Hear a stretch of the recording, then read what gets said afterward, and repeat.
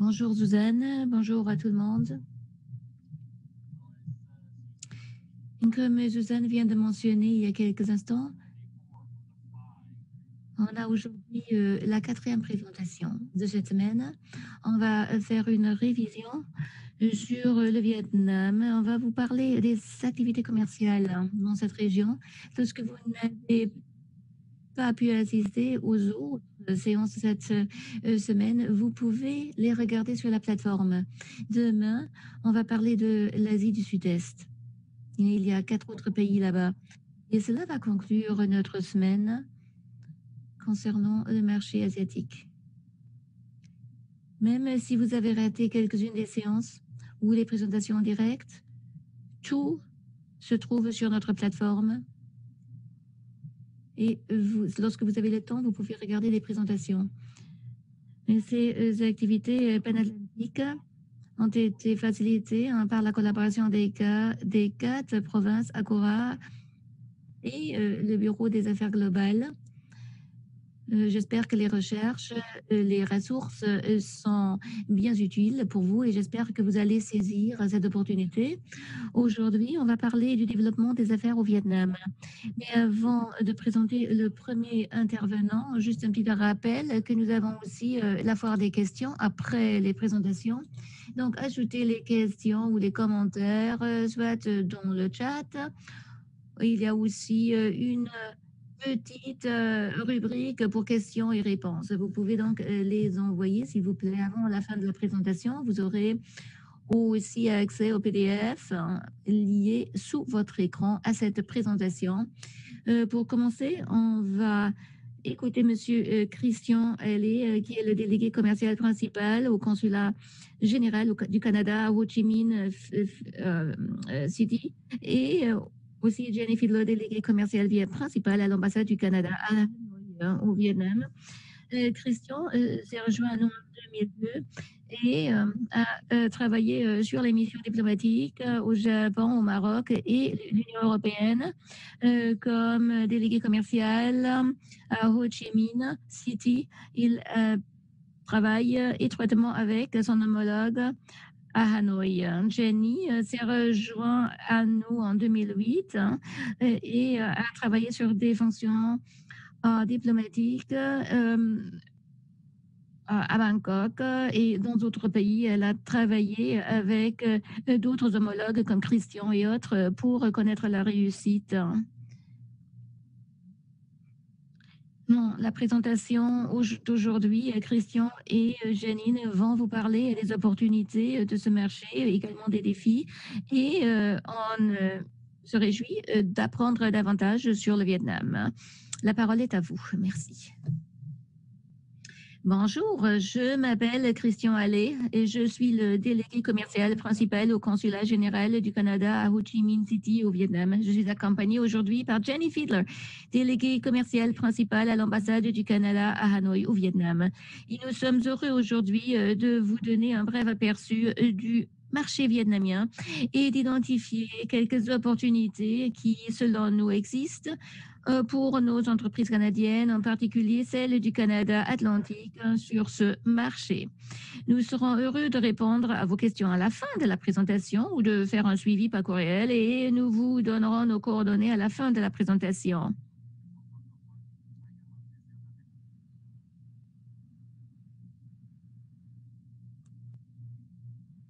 Alors, commençons.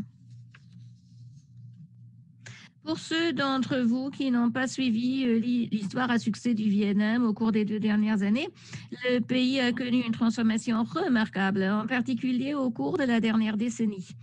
Il était l'un des pays les plus pauvres du monde au milieu des années 80, lorsque le pays a commencé à mettre en œuvre une série de réformes économiques. Et bien qu'il ait mis quelques années à décoller, le Vietnam ne faisait pas partie des tigres asiatiques dans les années 90 et n'a pas souffert de la crise financière asiatique. Le pays a vraiment décollé dans les années 2000 et en particulier au cours de la dernière décennie.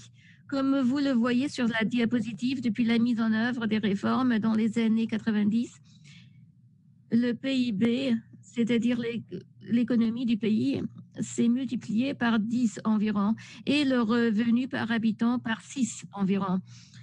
Donc, ça a commencé par une base très basse. Le Vietnam a toujours un revenu par habitant inférieur à celui des pays voisins tels que la Thaïlande et la Malaisie, mais la croissance est quand même spectaculaire.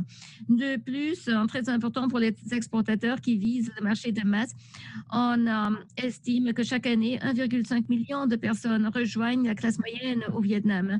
Le Vietnam a une population d'environ 100 millions d'habitants.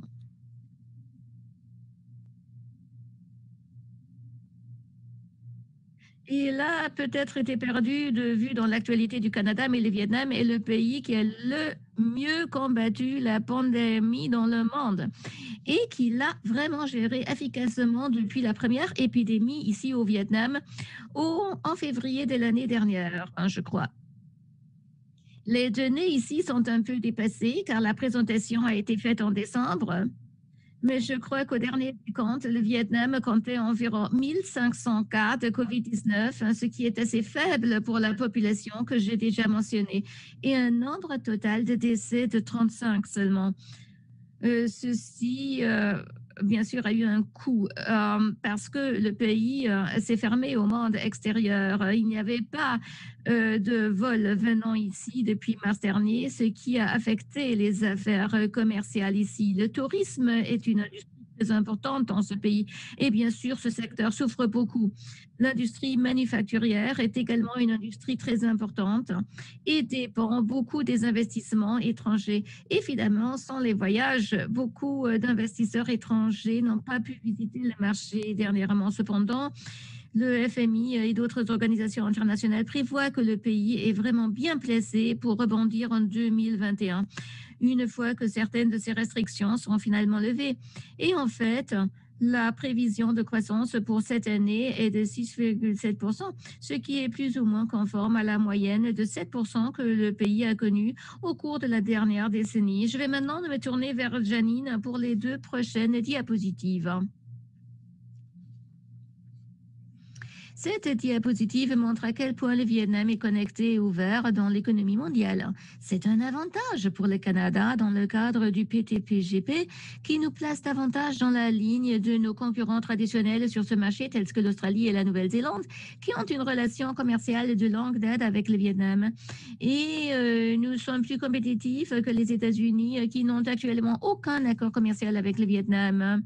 Néanmoins, le nouveau accord commercial entre l'Union européenne et le Vietnam, ainsi que le RCEP récemment conclu, ont créé une concurrence supplémentaire pour nos entreprises. Le PTPGP est entré en vigueur au Vietnam en janvier 2019.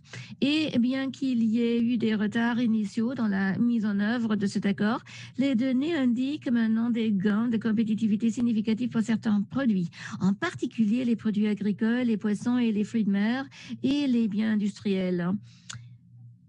La protection des investissements, la prévisibilité et la transparence sont accrues. L'entrée temporaire de certaines catégories d'hommes et de femmes d'affaires, là, il existe actuellement certaines limitations en raison de la pandémie de COVID-19 et de nouvelles disciplines ainsi que de la protection et de l'application de la propriété intellectuelle. Les 2 liens en bas de page offrent des informations plus approfondies sur le PTPGP et le Tariff Finder fournit des informations rapides sur les pays avec lesquels le Canada a conclu un accord de libre-échange. Le commerce bilatéral de marchandises a augmenté d'année en année. Le Vietnam était le 14e partenaire commercial du Canada en 2019 et le premier partenaire commercial du Canada, dont l'ASEAN. En fait, l'année dernière, de janvier à octobre 2020, période pour laquelle nous disposons des données les plus récentes, le commerce bilatéral de marchandises a atteint 7,2 milliards de dollars. Il s'agit d'une augmentation de 10% par rapport à la même période l'année dernière, malgré le ralentissement économique dû à la pandémie.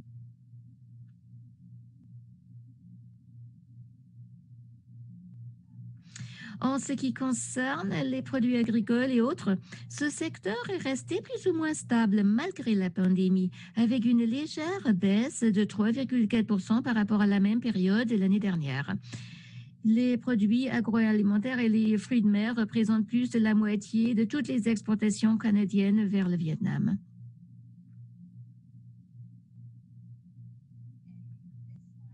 Sur cette diapositive, vous voyez que le Vietnam est la 5e source d'étudiants internationaux pour les institutions canadiennes et nous voulions simplement montrer les liens peuple à peuple étroits que le Canada entretient avec le Vietnam. En 2019, nous avions plus de 28 000 étudiants vietnamiennes qui étudient au Canada et pour vous donner une idée de l'augmentation de ce nombre, en 2015, le nombre d'étudiants était d'environ 7 000.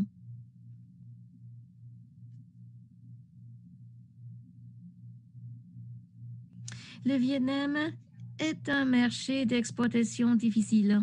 Le pays est classé 70e sur 190 pays selon le rapport de la Banque mondiale sur la facilité de faire des affaires à partir de 2000. De la prendre la bande, donc à partir de 2020. Malgré des améliorations dans certains domaines, le climat des affaires du Vietnam reste inégal et imprévisible en raison de facteurs tels que la corruption systémique, la faiblesse du système judiciaire, le manque de transparence, etc. Donc un engagement à long terme sur le marché est donc nécessaire, mais peut être gratifiant. Le TCS peut vous aider à progresser dans certains de ces domaines.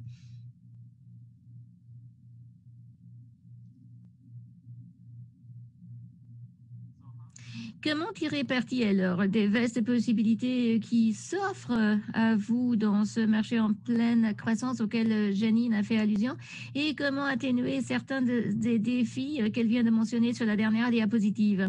Nous voulons vous donner quelques conseils sur la manière de saisir des opportunités commerciales au Vietnam et puis nous parlerons des secteurs spécifiques dans lesquels nous voyons une certaine croissance et des opportunités pour des entreprises canadiennes et du Canada atlantique. En termes de conseils généraux, comme dans de nombreux marchés de cette région, il est très important de faire preuve de diligence raisonnable lorsque vous sélectionnez vos partenaires locaux. Ils seront vos oreilles et vos yeux sur le terrain car il s'agit d'un marché lointain et à moins que vous n'établissiez une présence physique sur ce marché, vous ne voyagerez pas souvent ici, d'où l'importance de la diligence raisonnable lorsque vous sélectionnez ce partenaire qui est tellement important. Nous vous conseillons également de prêter attention aux lois et règlements en constante évolution. Il s'agit d'un environnement juridique complexe et bien entendu, votre partenaire local vous aidera à vous orienter dans cet environnement, ce cadre juridique, cet environnement juridique.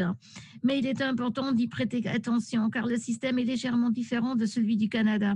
Comme je l'ai mentionné, parce qu'il s'agit d'un marché lointain, vous n'aurez probablement pas l'occasion de vous y rendre souvent, mais vous devriez vous y rendre aussi souvent que possible pour rencontrer vos partenaires et vos clients. C'est évidemment difficile dans le contexte actuel de pandémie, mais une fois que les restrictions de voyage sont levées et que vous pourrez vous rendre dans cette partie du monde, il est important de vous montrer de temps en temps pour montrer que vous valorisez la relation personnelle avec vos clients, vos acheteurs, vos partenaires ici, et aussi que vous gardez un œil sur ce qui se passe pour votre entreprise dans ce marché. Quatrième conseil général, soyez patient. Comme Janine l'a déjà mentionné, ce n'est pas un marché facile. C'est un pays en développement. L'environnement juridique et commercial est différent de celui de l'Amérique du Nord et du Canada. Vous ne devez pas attendre à des résultats très rapides. Cependant, il est gratifiant d'être patient et d'investir sur ce marché à moyen à long terme.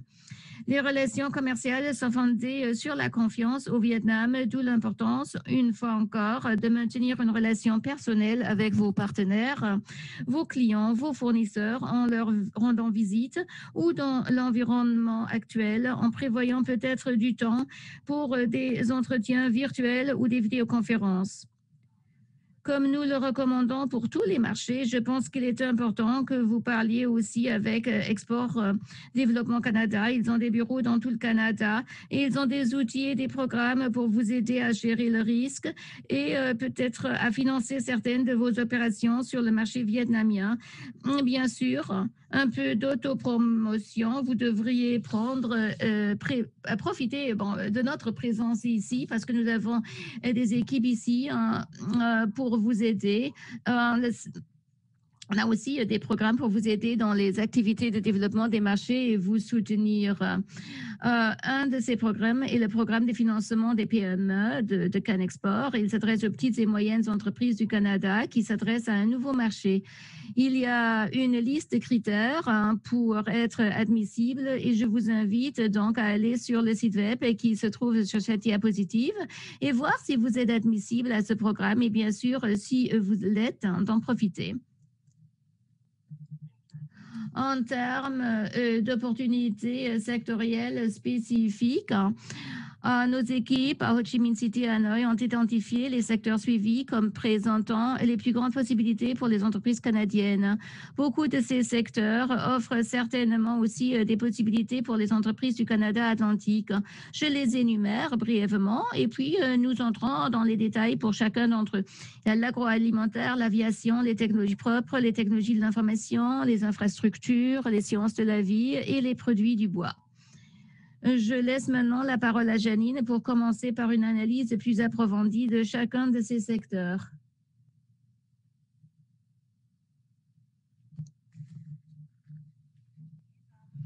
Le Vietnam est la deuxième destination des exportations canadiennes de produits agroalimentaires et de fruits de mer parmi les pays de l'ASEAN pour les 10 premiers mois de 2020. Le marché de la consommation est composé d'environ 97 millions de personnes avec une classe moyenne croissante, comme l'a mentionné Christian plus tôt, et les jeunes consommateurs vietnamiens ont un appétit croissant pour les produits alimentaires occidentaux. Cela signifie que nous constatons une plus grande demande pour les produits canadiens, tant pour la qualité que pour la sécurité. Le Canada a une excellente réputation pour ces deux choses. Grâce au PTPGP, les tarifs d'importation sur de nombreux produits canadiens énumérés sur la diapositive ont été éliminés ou le seront dans les années à venir. Et je vous réfère à Tariff Finder si vous avez des questions spécifiques sur vos produits et sur leur place dans le calendrier de réduction des tarifs de PTPG. Et puis, les droits d'importation sur l'huile de canola et le porc seront supprimés graduellement. Aviation. C'est le secteur qui a vraiment été frappé mondialement, vous le savez tous. Avant la pandémie, le Vietnam était l'un des marchés à la croissance le plus rapide au monde. Et en fait, il était le 7e marché à la croissance le plus rapide au monde. La croissance du trafic et de passagers et l'émergence de transporteurs à bas prix ont stimulé la demande de nouveaux avions, de formation à la formation et de services d'entretien. Et ce que nous avons constaté à l'ambassade à Hanoï, c'est qu'il y a toujours une forte demande, en particulier pour la formation à l'aviation et aussi pour les services d'entretien. Le Vietnam considère toujours l'aviation comme une épine dorsale qui favorise la croissance économique du pays et vise toujours à ce que son industrie aéronautique soit aussi avancée que celle des autres pays de la région et du monde d'ici 2030. Et ce plan est toujours en place par le gouvernement et l'industrie vietnamienne, même en tenant compte de la pandémie.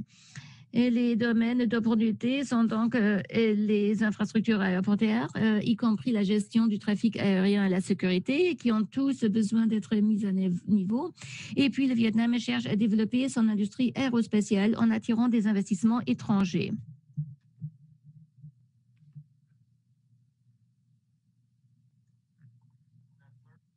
Le troisième secteur où nous voyons de fortes possibilités pour les entreprises canadiennes est celui des technologies propres.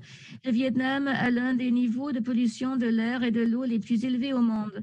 Bien sûr, cela a un impact sur la population et sur la société en général.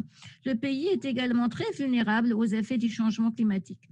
Une grande partie du Vietnam du Sud se trouve au niveau de la mer ou en dessous, de sorte que les inondations sont également un problème majeur.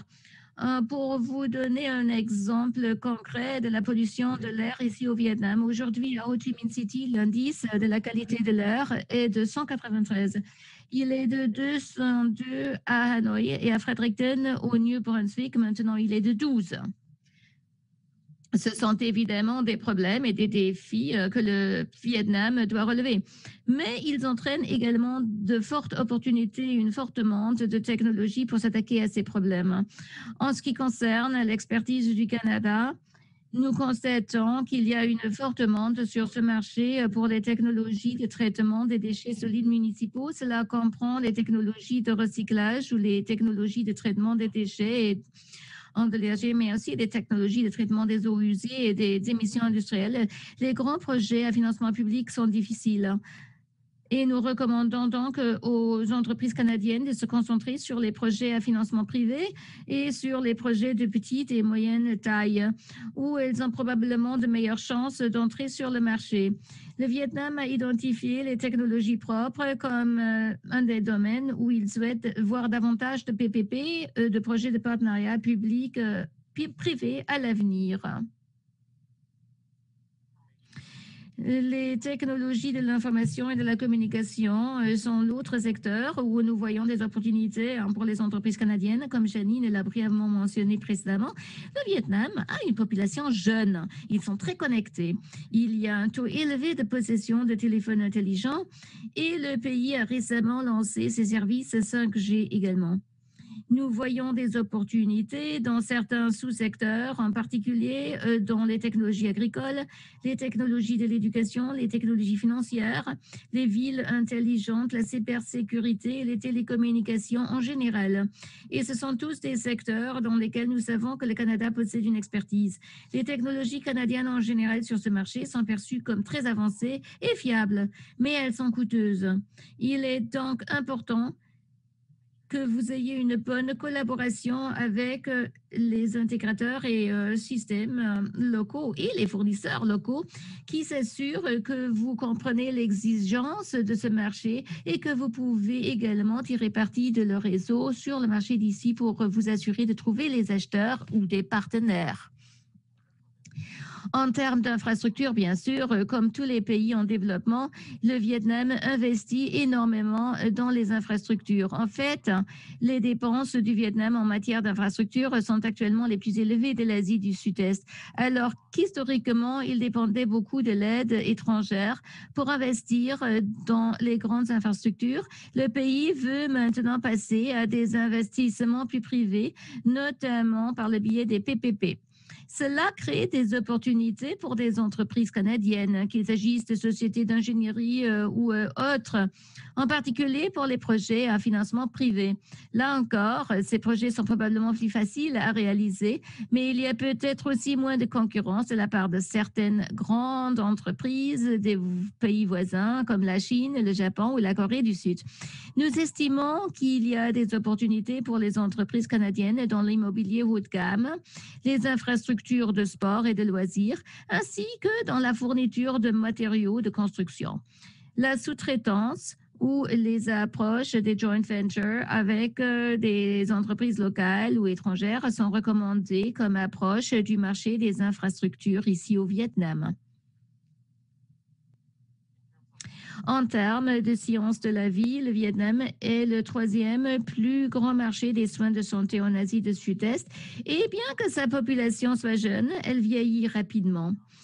Le nombre d'hôpitaux et de cliniques augmente donc rapidement pour répondre aux besoins de cette population. Nous voyons les plus grandes opportunités dans les dispositifs médicaux, les technologies de soins vieillissants et les produits de santé naturelle.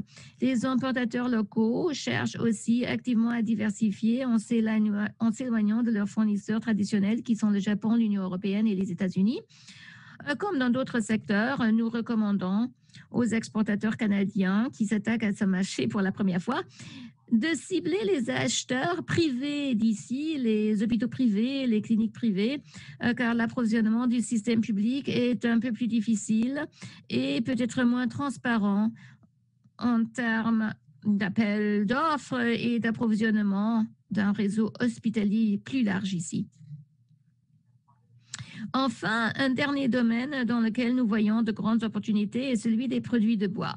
L'industrie vietnamienne du meuble est la 2e plus grande en Asie et la 5e dans le monde. Tous les grands noms du monde de l'ameublement, y compris IKEA, par exemple, ont des installations ici au Vietnam. Le Vietnam, en raison de sa clientèle sur les marchés occidentaux, doit et veut acheter du bois d'origine légale et durable pour répondre à cette demande. Et donc, les exportations de bois du Canada sont les bienvenues. Et les possibilités sont grandes dans le domaine de la finition extérieure et intérieure, comme les portes et les châssis des fenêtres, par exemple, ainsi que dans l'ameublement en termes de meubles en bois. Le PTPGP a également éliminé les droits de douane sur le papier journal, le papier non couché et les maisons préfabriquées. Il peut donc y avoir des possibilités de niche dans ces sous-secteurs également. Une chose à savoir cependant si vous exportez des produits de bois est que les normes nord-américaines de coupe et de teneur en humidité ne répondent pas aux exigences locales, tant que vous devez être à même de vous adapter pour vendre sur ce marché. Alors, voici les coordonnées de Christian et de moi-même. N'hésitez pas à nous contacter directement et nous serons heureux de vous aider. Si vous avez des questions spécifiques à un secteur, nous vous dirigerons vers le délégué commercial responsable de ce secteur qui sera le mieux placé pour vous aider.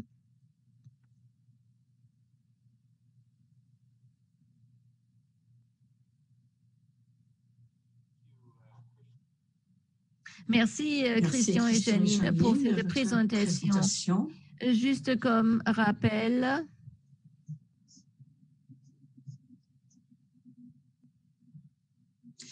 utilisez chat ou section questions pour indiquer certains de vos intérêts. À ce moment, je vais débuter avec une question concernant une question dont vous avez parlé tout à l'heure, la transparence. Si la transparence représente un défi, comment maîtriser les règlements et la certification, etc. Comment approchez-vous le marché avec ces questions en tête? Merci, bonjour Charles. Je me fais un plaisir d'être ici aujourd'hui pour répondre à ces questions. J'espère que la présentation est utile pour ceux qui nous regardent aujourd'hui. Je laisse ma collègue Janine à répondre à cette question. Oui, alors comme on a dit déjà, le Vietnam est un marché qui représente un défi. Ça prend beaucoup de temps et de considération et de diligence raisonnable. N'importe quelle entreprise qui a des soucis concernant la transparence et les règlements, c'est un marché lourd en réglementation. Première chose, se mettre en contact avec le service du commissaire du commerce. Nous avons une équipe importante, nous sommes 9 dans la ville de Ho Chi Minh au consulat, nous sommes 6 à Hanoï à l'ambassade et nous avons un commissaire du commerce dans les secteurs de priorité et dans d'autres secteurs aussi, dont la raison d'être principale pour être au marché est de conserver une conscience des nouvelles réglementations qui se produisent ici. Donc, ce serait le meilleur point de départ. Si vous avez une question pour laquelle nous n'avons pas de réponse dans les médias, nous sommes là, nous pouvons toujours faire un effort pour essayer de répondre. Nous serons une des meilleures ressources pour rester à jour, surtout, concernant tout. Merci, Janine. Nous avons une question concernant une entreprise basée sur la logistique ici au Canada qui pose la question, est-ce qu'il y a un commissaire au Vietnam qui pourrait donner son appui à ce genre de secteur logistique? Nous n'avons personne qui s'occupe précisément du secteur des services. C'est un aspect important à considérer si vous exportez des biens au Vietnam parce que le marché est si distant. Mais nous pourrons suivre peut-être après la session pour mieux comprendre le contexte autour de cette question et quels sont les services qui sont proposés. Si nous ne pouvons pas vous aider directement, nous avons certainement un réseau de contacts ici, de fournisseurs tiers qui pourraient s'entretenir avec cette personne. Merci. Et dans le même genre, quels sont les soucis clés pour l'expédition pour les sociétés canadiennes qui veulent exporter au Vietnam? Excellente question. Et notre ami logistique est peut-être mieux placé pour répondre à cette question. Nous entendons souvent de la part des exportateurs, c'est un marché à grande distance, ça prend beaucoup de temps d'expédier les biens, surtout du Canada de l'Est, dans ce marché. Je pourrais me tromper, mais je pense qu'il n'y a pas de ligne maritime directe entre le Vietnam et le Canada. Donc, certains des biens doivent être déposés ailleurs en Asie pour atteindre ce marché. Ça représente un autre défi, surtout si vous faites l'exportation de produits alimentaires, par exemple. Le coût également est une considération importante à cause de la distance. Et depuis 2019, les coûts ont augmenté. Malheureusement, ça n'aide pas aux exportateurs aussi. Et quoi concernant, vous avez mentionné un peu les produits de l'alimentation, les fruits de mer, qu'on demande beaucoup au Vietnam. Avez-vous des renseignements concernant les tendances ou le progrès de ce secteur?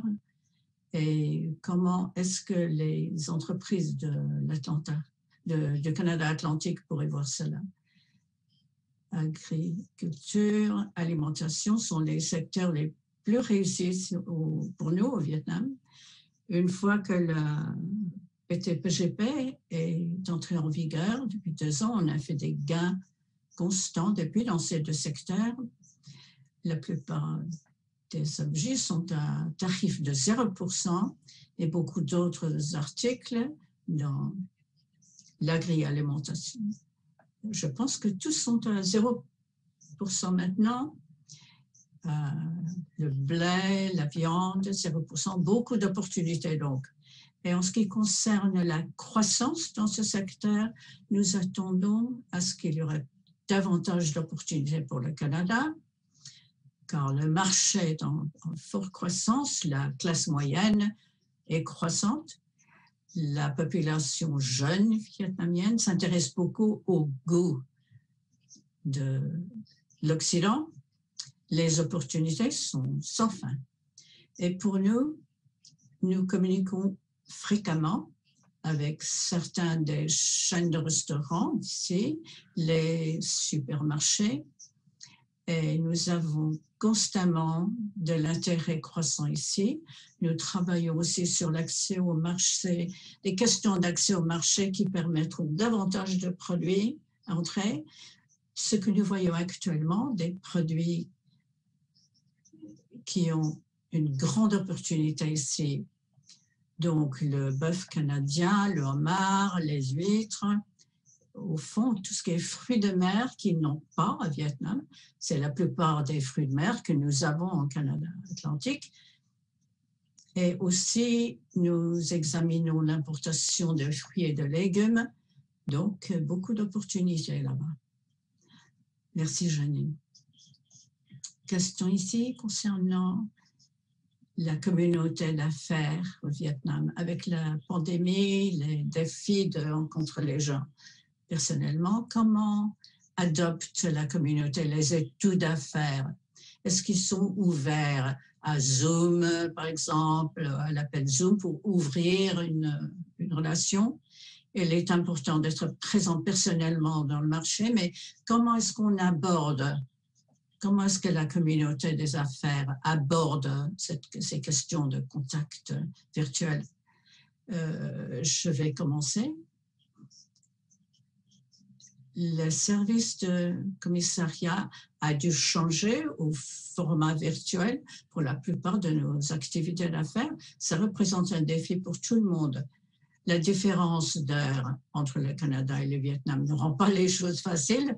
Donc, il est soit très tôt vous êtes ou très tôt chez nous pour avoir un point de contact à une heure décente.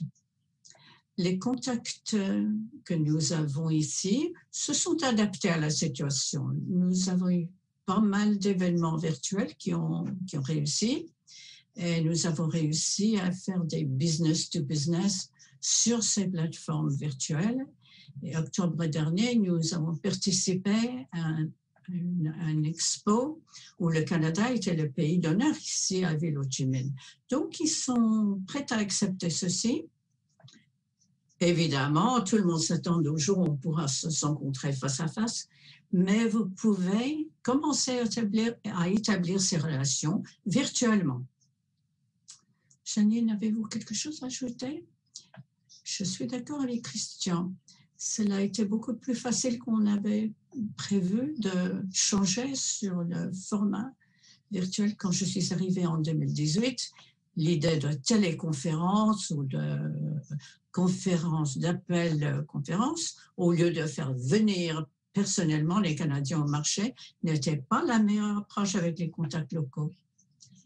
Donc, j'hésitais un peu quand tout cela se passait à proposer des événements virtuels. Mais cela s'est passé facilement. Surtout quand les contacts gouvernementaux ont été ouverts, même malgré le changement d'heure. Donc, malgré le fait que du côté Canada, on se lève à une heure différente, on a une journée de travail différente, ils ont été très faciles à travailler pour ça. Pouvez-vous commenter concernant la vente directe aux acheteurs, aux clients potentiels au Vietnam ou directement par un importateur ou distributeur? Quelles sont les meilleures pratiques de faire cela pour le Vietnam? Je prends la parole. Nous avons découvert qu'à Hanoï, nous avons affaire avec agri-alimentation, aérospace, ICT. Et dans ces secteurs-là, il est plus facile de collaborer avec un importateur pour les fruits de mer, l'alimentation, et pour un partenaire local dans les autres secteurs. Ça représentera un défi important d'avoir des ventes en direct. Et dans plusieurs cas, défense et sécurité, par exemple, il est défendu de faire des ventes en direct au militaire. Au secteur militaire, il faut travailler avec un partenaire. Vous êtes d'accord, Christian? Oui, d'accord avec Janine. Vente en direct, ça représente un défi, surtout si vous êtes un débutant dans le marché. Avoir un importateur ou distributeur dans le marché, ça qui peut être vos yeux, vos oreilles pour veiller sur les changements dans l'environnement, les changements de réglementation et travailler avec vous. C'est la méthode préférée, au moins au début. Et par la suite, si vous avez de l'expérience, si vous avez suffisamment d'affaires, vous pouvez penser à établir un bureau ici ou un représentant ici si vous voulez augmenter vos affaires. Mais au début, je vous conseille de trouver un collaborateur, un partenaire pour votre affaire. Merci. Nous avons aussi une question concernant le cybercommerce. Est-ce que vous pouvez parler du marché de cybercommerce, si je peux l'ainsi nommer, du point de vue des importateurs et autres des affaires au Vietnam? Je ne connais pas d'entreprise canadienne ou de produits canadiens qui soient vendus ici sur le marché du cybercommerce. En connaissez-vous, Janine? Non. Nous avons reçu des questions de la part d'entreprises canadiennes tout récemment. Nous commençons à explorer le domaine de cybercommerce. Le format est assez nouveau au Vietnam, donc il travaille à construire l'infrastructure en même temps que les entreprises cherchent à l'utiliser. Donc, il n'y a pas de solution vietnamienne, de plateforme vietnamienne spécifiquement pour ce marché. Non, je ne pense pas à l'instant.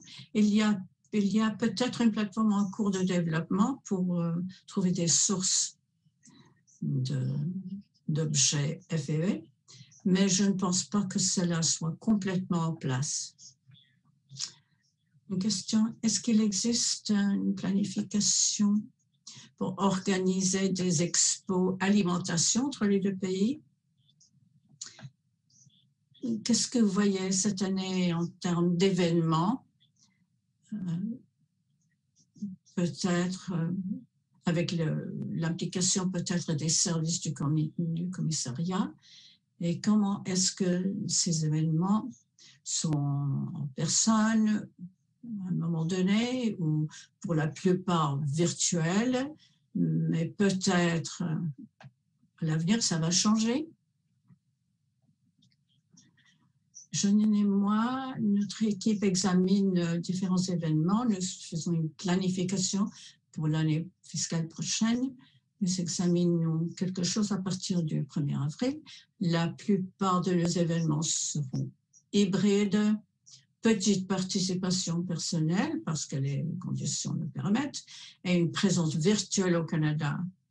Nous examinons des événements valeur ajoutée pour les clients canadiens, donc des événements pour créer des relations, pas des expos de commerce proprement dit, mais nous allons nous mettre en contact avec des partenaires possibles pour avoir la meilleure réaction à ces possibilités. Et entre-temps, c'est nouveau pour nous aussi. Si une des provinces organise quelque chose dans la province, un événement personnel, nous pouvons aussi recruter des acheteurs vietnamiens pour ces événements aussi, pour aider les business to business. Je rajouterais, si vous avez un produit que vous intéressez au marché vietnamien, vous pensez qu'il y a besoin pour ça, n'hésitez pas, n'attendez pas des événements, contactez-nous immédiatement. Nous avons une quinzaine d'experts parmi nos deux bureaux et nous sommes ravis de vous fournir de l'assistance. Vous avez déjà répondu à ma question suivante, Christian. Quelle est la meilleure pratique pour l'entrée au marché? C'est une des étapes, n'est-ce pas? Oui, effectivement.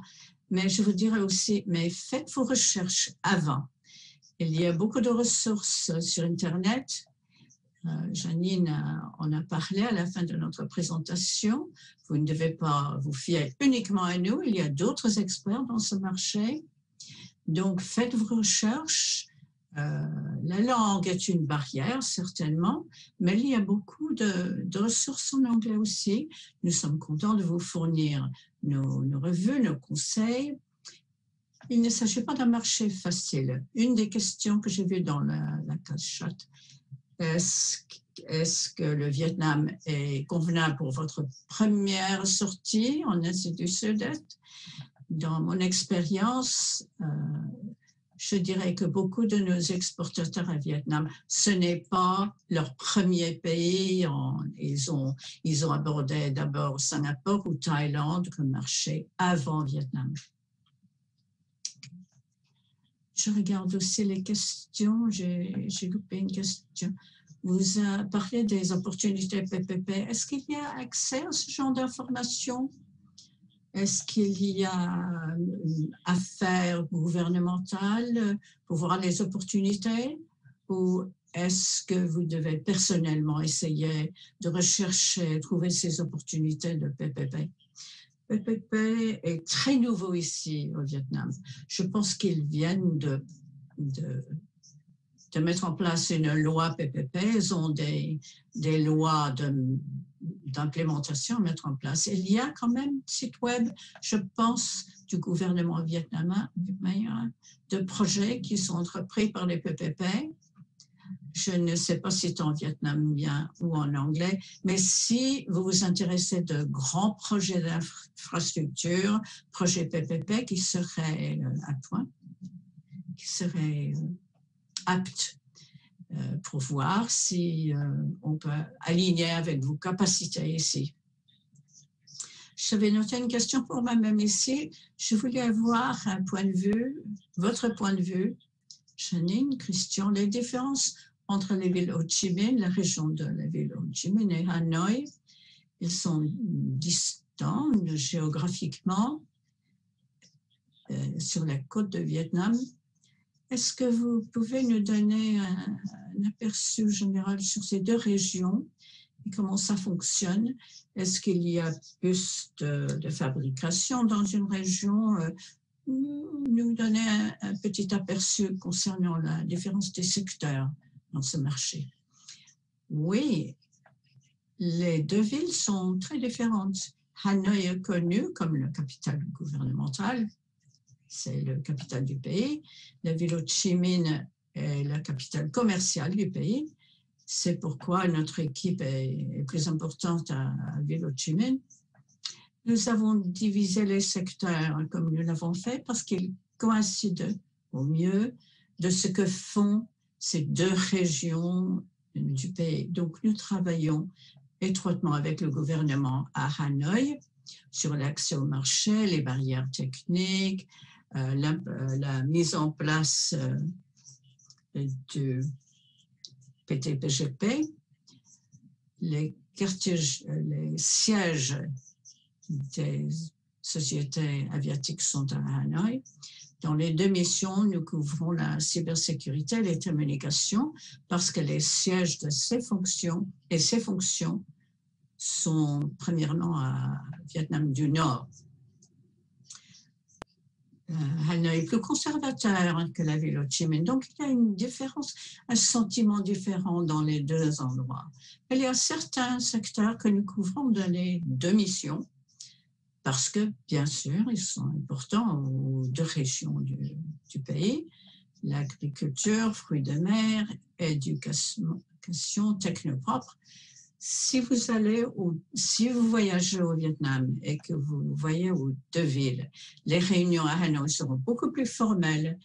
À la ville Ho Chi Minh, ce serait beaucoup plus relax qu'ici au nord.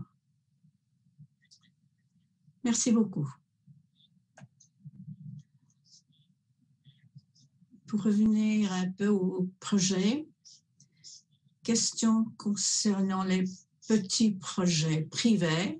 Est-ce qu'il y a une source d'information de ce qui vient à l'avenir?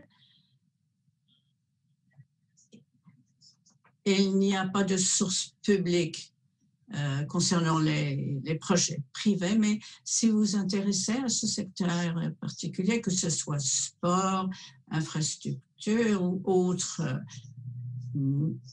affaires de niche dans l'infrastructure, alors là, n'hésitez pas à nous contacter parce que c'est notre responsabilité de chercher des opportunités dans ces marchés niches. Il n'y a pas de source d'information publique pour ces projets financés privés. La question des bleus et canadiens, il y a un exportateur qui s'attend à exporter ce produit au Vietnam. Y a-t-il des renseignements concernant les opportunités? Oui, il y a une source actuellement en cours de procès, une application au marché, l'accès au marché que les autorités vietnamiennes ont en principe accepté. Nous attendons certains. Ce sont concernant les bleuets cultivés. Vous pouvez déjà exporter les bleuets surgelés. Il y a accès au marché pour ça, mais exporter les bleuets en dehors de BC, il faut déposer une application aux autorités gouvernementaux qui commence la procédure, le processus pour les marchés, pour le marché des produits agricoles canadiens. Je ne connais pas d'application en place actuellement, mais comme vous le dites, il y a quand même accès au marché pour les produits surgelés. Et pour les bleuets sauvages surgelés ou pour les fruits rouges surgelés, n'importe quel produit surgelé, je pense, mais je dois vérifier cela. Je ne sais pas si vous pouvez m'adresser un mail, je pourrais vous répondre plus profondément. Je sais exactement qui a posé la question, donc nous reviendrons sur cela. Donc, nous avons passé, je pense, par toutes les questions que nous avons reçues par la case chat. Nous avons toujours il reste un peu de temps. Et si vous avez d'autres questions concernant votre présentation ou quelques commentaires que vous auriez à rajouter ou des éléments que vous suscitez discuter, un peu en relation avec la question bleuée. Si vous pensez exporter un produit précis, quand je pense au Canada Atlantique, quand je pense aux fabuleux fruits de mer dont vous disposez, exporter les fruits de mer vivants, le PTPGP a fait que ce soit sans frais de douane, sans tarif, grand avantage pour les entreprises canadiennes. Il pourrait quand même y avoir des tarifs concernant les fruits de mer vivants. Donc, il faut contrôler ça chez moi ou Janine pour faire que votre entrée au marché soit réussie. Et dernière minute, conseil, comprendre la culture des affaires, Vietnam. Certainement une culture d'affaires différente. Et du temps pour s'y habituer peut-être, mais pour nous, le point principal, c'est nous contacter, vous mettre en contact avec nous, commissaire de commerce, vous faire une formation concernant la culture et en partie en fonction du secteur dans lequel vous travaillez, mettez-vous en contact avec nous. Nous sommes là pour vous aider. OK. Je pense que nous avons fini. Je vous remercie encore, Christian, Janie, pour votre temps aujourd'hui que vous avez dépensé avec nous pour répondre aux questions et votre présentation que nous avons beaucoup appréciée. Nous allons certainement nous mettre en contact avec nous. La plupart de nos participants ont exprimé l'intérêt dans ce marché. Les participants du webinaire, souvenez-vous, que nous allons nous réunir une autre fois à 10h15. Nous prenons une petite pause. Nous aurons notre présentateur, un orateur, qui va aussi parler concernant ce secteur. Nous revenons vers vous à 10h15. Merci.